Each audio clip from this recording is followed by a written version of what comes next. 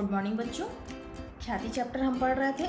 इसके पहले वीडियो का लिंक मैं आपको डिस्क्रिप्शन में डाल दूंगी, जिसमें हम औसत लाभ विधि पढ़ चुके हैं, अधिलाभ के कुछ क्वेश्चन भी सॉल्व कर चुके हैं बच्चों। तो आज हम देख लेते हैं सुपर प्रॉफिट मेथड।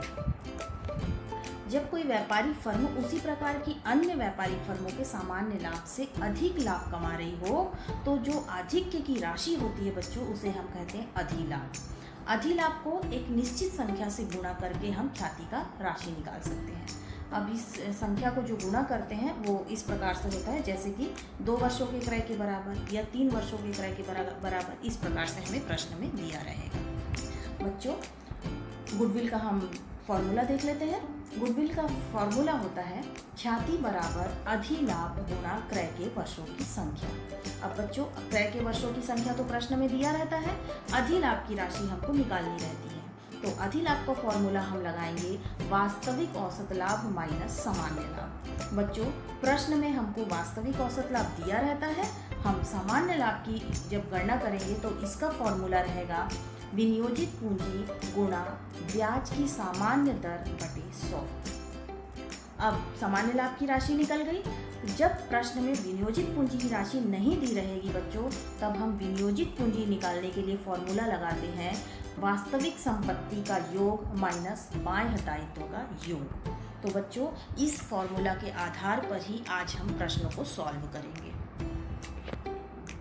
प्रश्न देख लेते हैं। 31 दिसंबर 2016 को एक व्यवसाय की विनियोजित पूंजी रुपए 3 लाख, उसके पिछले 5 वर्षों का औसत लाभ निम्नलिखित है।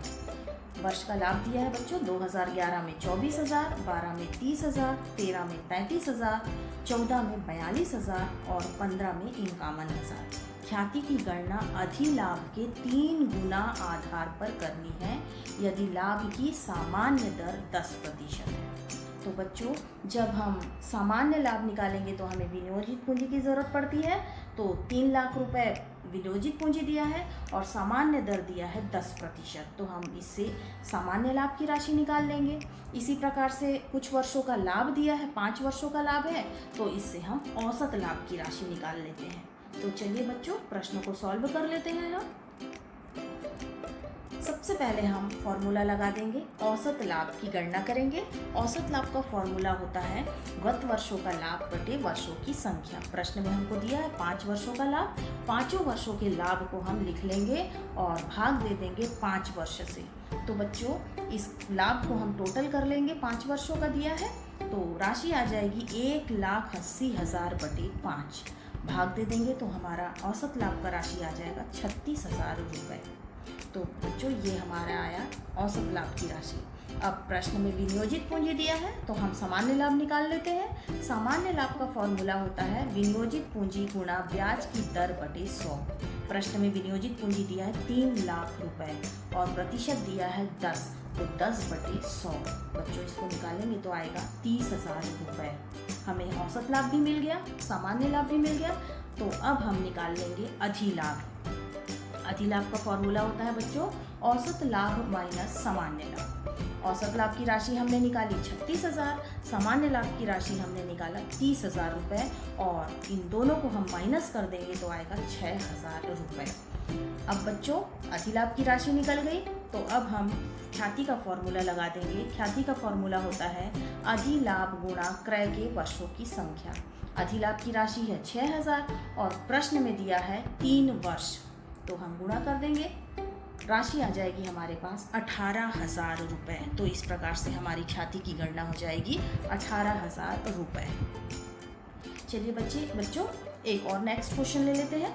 यह अनुमान था कि एक फर्म अपनी रुपए 80,000 की पूंजी पर 8% लाभ कमाएगी। पिछले 4 वर्षों का वास्तविक औसत लाभ रुपए 10,000 है। साझेदारी संलेख के अनुसार अधिलाभ के 2 वर्ष के क्रय के मूल्यांकन पर ख्याति निकाली जाती है। ख्याति की राशि निकालिए। तो बच्चों, यहाँ पर हमें औसत लाभ दे दिया है, औसत लाभ की राशि निकाल के दे दिया है और पूंजी दी हुई है, लाभ दिया हुआ है, तो हम यहाँ पर सामान्य लाभ की गणना कर लेंगे। तो सबसे पहले हम देख लेते हैं प्रश्न में हमको दिया हुआ है वास्तविक औसत लाभ की राशि 10,000 रुपये और हमको निकालना है सामान्य लाभ। सामान्य लाभ की गणना कर लेंगे, विनियोजित पूंजी गुणा ब्याज की सामान्य दर बटे 100। पूंजी की राशि प्रश्न में दिया है 80,000 और ब्याज की दर दिया है प्रश्न में 8%, तो 8/100 कर लेंगे। काटने पर बच्चों आ जाएगा सामान्य लाभ की दर 6,400 रुपये। अब हमारे पास औसत लाभ पहले से दिया था प्रश्न में और सामान्य लाभ हमने निकाल लिया, तो अधिलाभ का फॉर्मूला यहाँ फिट करेंगे। अधिलाभ का फॉर्मूला होता है औसत लाभ माइनस सामान्य लाभ। औसत लाभ की राशि देख लेते हैं, प्रश्न में दिया है 10,000 रुपये और सामान्य लाभ हमने अभी निकाला 6,400 रुपये, तो बच्चों अधिलाभ की राशि आ जाएगी 3,600 रुपये। अब ख्याति का फॉर्मूला लगा लेते हैं, अधिलाभ गुणा क्रय के वर्षों की संख्या। अधिलाभ की राशि आती है, निकाला है हमने 3,600 रुपये और क्रय के वर्षों की संख्या प्रश्न में दी हुई है 2 वर्ष के क्रय के बराबर। गुणा कर देंगे 3,600 को 2 से, तो ख्याति की राशि आ जाएगी 7,200 रुपये। एक और क्वेश्चन ले लेते हैं बच्चों। एक व्यापार की पुस्तकें 31 दिसंबर 2014 को विनियोजित पूंजी रुपए 5 लाख दर्शाती है और पिछले 5 वर्षों का लाभ क्रमशः 10 में 40,000, 11 में 50,000, 12 में 55,000, 13 में 70,000 और 14 में 85,000 रुपये। ख्याति की गणना 3 वर्षों के क्रय के आधार पर अधिलाभ विधि से कीजिए। आय की सामान्य दर 10% है। तो बच्चों यहाँ पर हमें विनियोजित पूंजी दिया हुआ है तो और लाभ का सामान्य दर भी दिया है, तो सामान्य लाभ निकल जाएगा और लाभ की राशि दी हुई है तो हम इसके आधार पर निकाल लेंगे औसत लाभ की गणना। तो इसको सॉल्व कर लेते हैं क्वेश्चन को। सबसे पहले हम औसत लाभ की गणना कर लेते हैं। फॉर्मूला होता है गत वर्षों का लाभ बटे वर्षों की संख्या। बच्चों जितना लाभ दिया है 5 वर्षों का उसे हम लिख लेंगे। लाभ की राशि है 40,000, 50,000, 55,000, 70,000 और 85,000 और 5 वर्षों का दिया है जानकारी, तो हम बटे में लिखेंगे 5। प्लस करने में हमारी राशि आ जाती है 3 लाख रुपए और बटे में है 5। बच्चों सॉल्व कर लेंगे इस राशि को, भाग देने पे आ जाएगा हमारा औसत लाभ की राशि 60,000 रुपये। अब सामान्य लाभ की गणना कर लेते हैं। सामान्य लाभ का फॉर्मूला होता है विनियोजित पूंजी गुणा ब्याज की सामान्य दर बटे 100। प्रश्न में विनियोजित पूंजी की राशि दी है 5 लाख रुपए और ब्याज की सामान्य दर दी हुई है 10%, इसलिए 10/100। 5 लाख का 10% निकालेंगे बच्चों तो सामान्य लाभ की राशि आ जाएगी हमारे पास 50,000 रुपये। औसत लाभ भी निकल गया, सामान्य लाभ की राशि भी निकल गई, तो अब हम लगा देंगे अधिलाभ का फॉर्मूला। अधिलाभ बराबर औसत लाभ माइनस सामान्य लाभ। औसत लाभ की राशि हमने निकाला 60,000, सामान्य लाभ की राशि आई हमारे पास 50,000, तो अधिलाभ की राशि हो गई 10,000 रुपये। बच्चों ख्याति का फॉर्मूला लगा देंगे यहाँ पर, अधिलाभ गुणा क्रय के वर्षों की संख्या। अधिलाभ की राशि ऊपर में निकली हुई है हमारे पास 10,000 और क्रय के वर्षों की संख्या प्रश्न में दिया है 3 वर्षों के बराबर, तो 10,000 को 3 से गुणा कर देंगे तो हमारे पास ख्याति की राशि निकल जाएगी 30,000 रुपये। नेक्स्ट क्वेश्चन ले लेते हैं बच्चों। ब फर्म का भविष्य में अनुमानित औसत शुद्ध लाभ 75,000 प्रति वर्ष। बच्चों यहाँ पर दिया है औसत शुद्ध लाभ। फर्म की व्यवसाय में विनियोजित पूंजी 3 लाख रुपए है। इस प्रकार के व्यवसाय में विनियोजित पूंजी पर 12% आय अपेक्षित है। तो हम विनियोजित पूंजी दिया है, प्रतिशत दिया है, तो हम यहाँ पर निकाल लेंगे सामान्य लाभ की राशि। साझेदारों का पारिश्रमिक 9,000 प्रति वर्ष अनुमानित है। तो बच्चों जब पारिश्रमिक की राशि देता है तो औसत शुद्ध लाभ में से इस राशि को हम घटा देते हैं। अधिलाभ के 2 वर्षों के क्रय के आधार पर ख्याति का मूल्य ज्ञात करना है। तो जब हम ख्याति का फॉर्मूला लगाएंगे तो क्रय के वर्षों के आधार पर जब रहेगा तो वहाँ पर हम 2 वर्ष से गुणा करेंगे। चलिए बच्चों प्रश्न को सॉल्व कर लेते हैं। सबसे पहले प्रश्न में हमको दिया हुआ है औसत शुद्ध लाभ की राशि 75,000 रुपये। तो हम औसत लाभ की राशि निकाल लेंगे। 75,000 में साझेदारों का पारिश्रमिक दिया हुआ है 9,000, इसको हम घटा देते हैं तो औसत लाभ की राशि हमारी निकल जाती है 66,000 रुपये। बच्चों अब सामान्य लाभ निकाल लेते हैं। सामान्य लाभ का फॉर्मूला होता है विनियोजित पूंजी गुणा ब्याज की दर बटे 100। विनियोजित पूंजी प्रश्न में दिया है 3 लाख और ब्याज की दर दिया है 12%, इसलिए 12/100।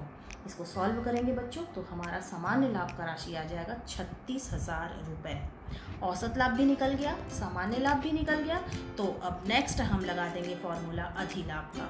अधिलाभ का फॉर्मूला होता है वास्तविक औसत लाभ माइनस सामान्य लाभ। हमने वास्तविक औसत लाभ निकाला है बच्चों 66,000 और सामान्य लाभ हमने निकाला है 36,000। माइनस कर देंगे तो अधिलाभ की राशि आ जाती है 30,000 रुपये। अब बच्चों ख्याति का फॉर्मूला लगा देंगे। ख्याति का फॉर्मूला होता है अधिलाभ गुणा क्रय के वर्षों की संख्या। अधिलाभ हमने अभी निकाला है 30,000 रुपये और क्रय के वर्षों की संख्या प्रश्न में दी हुई है 2। तो 30,000 को 2 से गुणा कर देंगे, 60,000 रुपये हमारी राशि आ जाएगी ख्याति की। चलिए बच्चों एक क्वेश्चन और ले लेते हैं। Messrs Hemlata and brothers firm का औसत लाभ रुपये 33,600 रुपये था, जिसमें से 1,600 का असामान्य लाभ शामिल है। बच्चों यहाँ पर असामान्य लाभ दिया है तो ये नियम से घट जाता है औसत लाभ में से। व्यवसाय में 3 लाख रुपए पूंजी निवेश थी, सामान्य दर दी हुई है 10%। ख्याति का मूल्यांकन अधिलाभ के 4 गुना के आधार पर है। तो गुना जब करेंगे ख्याति में तो 4 से हम करेंगे। तो बच्चों सबसे पहले हम इसको सॉल्व कर लेते हैं क्वेश्चन को। औसत लाभ की राशि प्रश्न में दी है 33,600 रुपये और बच्चों यहाँ पर असामान्य लाभ की राशि दी है जो कि औसत लाभ में से घट जाएगी। तो हम 600 रुपये को घटा देंगे। 33,600 में 1,600 रुपये दिया हुआ है तो ये असामान्य की राशि प्रश्न में देख लेते हैं बच्चों। राशि कितनी दी हुई है? प्रश्न में दिया हुआ है असामान्य लाभ की राशि 1,600 रुपये। चलिए इसको सॉल्व कर लेते हैं। तो औसत लाभ बराबर हो जाएगा 33,600 माइनस 1,600 रुपये। घटाने पर आएगा बच्चों 32,000 रुपये। ये है हमारा औसत लाभ। औसत लाभ में हमने क्या किया? असामान्य लाभ की राशि को घटा दिया। अब निकाल लेंगे सामान्य लाभ की राशि। सामान्य लाभ की राशि का फॉर्मूला होता है विनियोजित पूंजी गुणा ब्याज की सामान्य दर बटे 100। विनियोजित पूंजी प्रश्न में दिया है 3 लाख रुपए और ब्याज की दर दी है 10%। तो 10/100 तो सामान्य लाभ हमारा आ जाएगा 30,000 रुपये। बच्चों औसत लाभ की राशि आ गई, सामान्य लाभ की राशि आ गई। अब हम निकालेंगे अधिलाभ। अधिलाभ का फॉर्मूला लगा देंगे वास्तविक औसत लाभ माइनस सामान्य लाभ। औसत लाभ है 32,000, सामान्य लाभ है 30,000। माइनस करने पर हमारा अधिलाभ आ जाएगा 2,000 रुपये। बच्चों अब ख्याति का फॉर्मूला लगा लेते हैं। अधिलाभ गुणा क्रय के वर्षों की संख्या। अधिलाभ हमने अभी निकाला 2,000 और क्रय के वर्षों की संख्या प्रश्न में दी है 4। तो 2,000 को 4 से गुणा कर लेंगे तो बच्चों आएगा ख्याति की राशि 8,000 रुपये। बच्चों एक और क्वेश्चन ले लेते हैं। एक के द्वारा वास्तविक औसत लाभ रुपये 2,50,000 दर्शाया गया है, जिसमें अंतिम स्टॉक के अधिमूल्यन की राशि औसतन रुपये 10,000 शामिल है। यहाँ पर दिया है अधिमूल्यन की राशि औसतन 10,000 शामिल है। तो बच्चों ये राशि जो है औसत लाभ में से माइनस हो जाती है। व्यवसाय की विनियोजित पूंजी दी हुई है 14 लाख रुपए। उसी प्रकार के व्यवसाय में विनियोजित पूंजी पर सामान्य पर्याय दर दिया है 15%। तो विनियोजित पूंजी हम निकालेंगे, सामान्य लाभ की दर इसके आधार पर निकल जाएगा। ख्याति का मूल्यांकन अधिलाभ के 4 वर्षों के क्रय के बराबर। तो जब ख्याति की गणना करेंगे तो हम इनको में 4 वर्ष लिखेंगे। ख्याति की राशि ज्ञात कीजिए। तो चलिए बच्चों इस क्वेश्चन को हम सॉल्व कर लेते हैं। सबसे पहले हम औसत लाभ निकालेंगे। औसत लाभ की राशि हमारे पास दिया है 2,50,000 रुपये और अधिमूल्यन की राशि प्रश्न में दी हुई है 10,000 जो कि औसत लाभ में से घट जाएगा। तो औसत लाभ की राशि हमारी आ जाएगी 2,40,000 रुपये। बच्चों अब हम सामान्य लाभ का फॉर्मूला लगा लेते हैं। सामान्य लाभ का फॉर्मूला होता है विनियोजित पूंजी गुणा ब्याज की दर बटे 100। विनियोजित पूंजी प्रश्न में दिया है 14 लाख रुपए, ब्याज की दर है 15%, इसलिए 15/100। बच्चों इसको हम सॉल्व करेंगे तो हमारे पास सामान्य लाभ की राशि आ जाएगी 2,10,000 रुपये। अब हमारे पास औसत लाभ भी है और सामान्य लाभ भी है तो हम निकाल लेंगे अधिलाभ की राशि। बच्चों अधिलाभ का फॉर्मूला होता है वास्तविक औसत लाभ माइनस सामान्य लाभ। हमने औसत लाभ निकाला 2,40,000, सामान्य लाभ निकाला है 2,10,000 रुपये। माइनस कर देंगे तो अधिलाभ आ गया हमारे पास 30,000 रुपये। बच्चों अब हम ख्याति का फॉर्मूला लगा लेते हैं। ख्याति बराबर अधिलाभ गुणा क्रय के वर्षों की संख्या। अधिलाभ हमारी आई 30,000 रुपये और क्रय के वर्षों की संख्या प्रश्न में दी हुई है 4। तो अधिलाभ को 4 से गुणा कर देंगे तो हमारा राशि आ जाएगा बच्चों ख्याति की 1,20,000 रुपये। तो इस प्रकार से हमारा जो क्वेश्चंस है अधिलाभ विधि के आधार पर ये सारे क्वेश्चंस हमने सॉल्व कर लिए। आई होप बच्चों आपको समझ में आ गया होगा। Thank you.